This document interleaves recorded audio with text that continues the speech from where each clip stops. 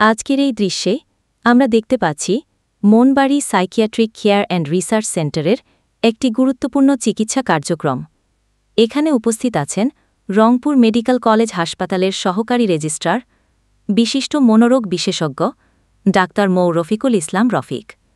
তিনি দীর্ঘদিন ধরে মানসিক স্বাস্থ্য ও মাদকাসক্তি রোগীদের চিকিৎসায় নিবেদিত হয়ে কাজ করে যাচ্ছেন। তার সঙ্গে আছেন duty doctor Abu Raihan.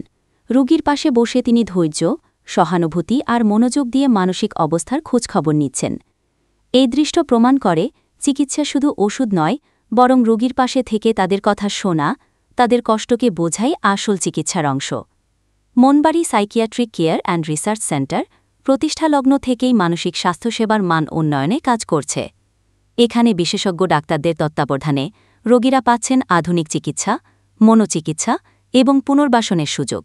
Doctor Mohammad Rafiqul Islam Rafiq সবসময় বলেন, একজন মানসিক রোগীকে শুধু চিকিৎসা নয়, বরং বোঝাপড়া, সহানুভূতি আর পরিবারের ভালোবাসা দিয়েই সুস্থ করা সম্ভব। এই দর্শনই Monbari psychiatric care and research সেন্টারকে করেছে ভিন্ন আর অনন্য।